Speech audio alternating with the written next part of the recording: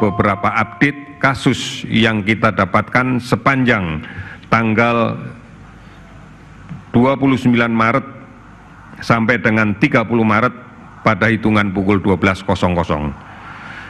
Yang pertama adalah penambahan konfirmasi kasus positif sebanyak 129 orang, sehingga total kasus sekarang menjadi 1.414 kasus. Ada penambahan kasus sembuh 11 orang, sehingga total yang sembuh sebanyak 75 orang. Kemudian masih ada kasus kematian sebanyak 8 orang, sehingga total kasus kematian adalah 122 orang.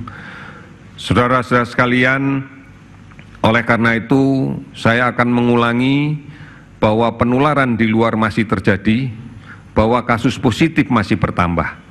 Oleh karena itu, saya mengingatkan sekali lagi, jaga jarak, jangan berdekatan, hindari tempat-tempat berkumpul yang padat, cuci tangan pakai sabun, hindari menyentuh wajah, dan manakala ada yang sakit, patuhi betul etika manakala kita batuk, manakala kita bersin. Tutup pakai sapu tangan atau gunakan masker agar tidak menyebar ke sana kemari. Kemudian aman, lebih aman di rumah, produktiflah di rumah. Ini yang harus kita lakukan. Mari bersama-sama dengan kesungguhan hati, bersama-sama kita untuk disiplin. Jadilah pahlawan untuk melindungi diri, melindungi orang lain, dan melindungi bangsa kita. Kita yakin kita pasti mampu untuk melakukan itu. Pemirsa, memasuki hari ke-26, Indonesia bersatu melawan corona. Berbagai peristiwa penting terjadi di tengah masyarakat. Sebuah peristiwa pernikahan atau resepsi pernikahan yang tengah digelar terpaksa harus dibubarkan oleh aparat.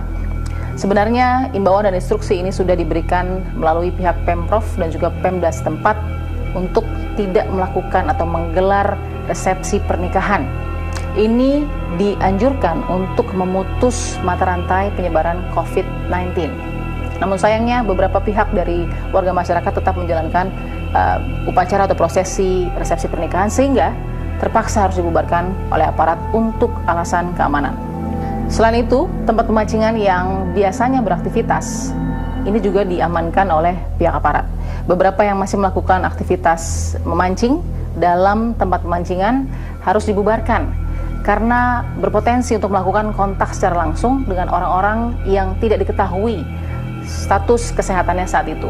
Ini terjadi di beberapa tempat pemancingan di ibu kota dan kota-kota lain, sehingga juga membuat efek jera bagi komunitas-komunitas lain yang membuat atau melakukan aktivitas di ruang-ruang terbuka.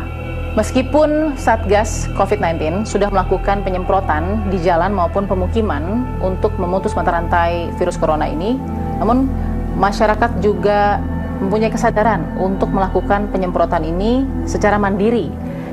Ini dilakukan karena masyarakat ingin berperan aktif dan cepat untuk juga melakukan penyemprotan disinfektan di beberapa titik penyebaran COVID-19. Assalamualaikum. Salam. Halo Ibu Ita. Hai. Apa kabar Ibu? Alhamdulillah baik, Mbak. Aduh, luar biasa. Ini adalah Ketua Koordinator Bantuan Logistik ya Bu ya? Iya. Dari Mercy. Iya. Ibu pertama sehat ya Bu ya? Iya, alhamdulillah. Kita nggak apa-apa nih, jaraknya agak jauh sedikit untuk ikutin physical distancing. Sekarang di minggu pertama ini apa yang sudah dilakukan Mercy Bu sejauh ini yang kita bisa lihat? Setelah kejadian yang terjadi ini ya, teman-teman berpikir apa yang bisa kita lakukan. Seperti biasanya yang teman-teman ketahui, Mercy berada di bidang kegawatan. Nah ini juga kita menganggap saat ini adalah kita juga dalam keadaan gawat. Ada beberapa kegiatan yang kita lakukan sekarang. Ini teman-teman kami relawan semuanya. Halo Mbak. Halo. Ini semangat ya semua. Oke.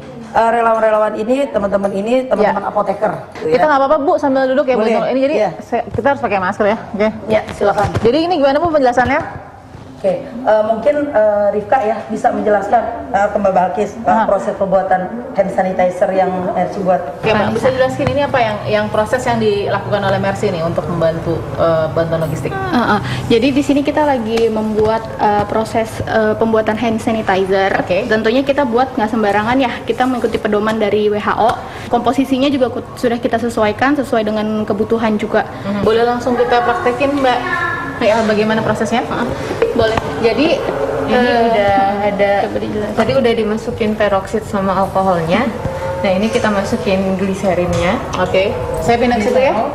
Oke, sebentar. Oke. Jadi kita kalau untuk H2O2 atau peroksidnya itu konsentrasinya yang 3%. Oke. Nah, setelah ini diaduk, diguncang-guncang aja sih. Setelah itu didiamkan selama 72 jam untuk melihat ada kontaminasi apa enggak. Setelah itu baru bisa digunakan. Seperti itu saja. Campurannya seperti itu saja ya? Iya. Oke. Dari situ lalu kemudian dipindahin. Terima kasih ya, Mbak ya. Oke, jadi dari sini langsung dipindahkan ke kemasan ya, Bu? Ini kemasan yang 1 liter. Ini kemasan yang 1 liter. 1 liter. Oke, ini sama. Ini kemudian kemasan yang 500.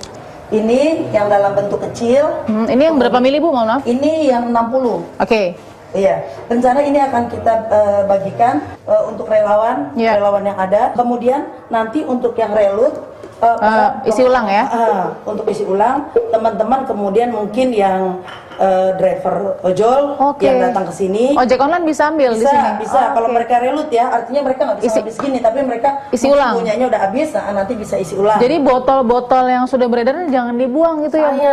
Seperti ini ya, Bu, yang sebelah kanan mungkin. Sekarang kemasan ini di pasaran mungkin teman-teman kemarin saya baru dapat satunya kemasan kosong 20.000 dijual. Nah, selain hand sanitizer, Bu, apa yang bisa kita lihat yang dilakukan Mercy mungkin? Oke, kita buat face shield. Di atas ada. Penutup muka, pelindung muka. Jadi alat pelindung diri ya. Alat pelindung diri. Sambil kita jalan ya, Bu ya. Baik. Assalamualaikum. Jadi ini ada pembuatan pelindung muka ya, pelindung wajah ya. Oke. Ibu terima kasih. Mudah-mudahan teman-teman Mercy dengan tugas mulianya sampai hari ini dan seterusnya menjadi ladang amal juga, Bu. Nah, dan ini mudah-mudahan satu ikhtiar kecil nih, bantuan yang mungkin dilihatnya kecil ya, tapi kalau kita lakukan bersama-sama bisa membantu apa yang mungkin menjadi teriakan bagi para tenaga medis saat ini yang kesulitan alat pelindung diri. Kita akan temukan fakta berikut.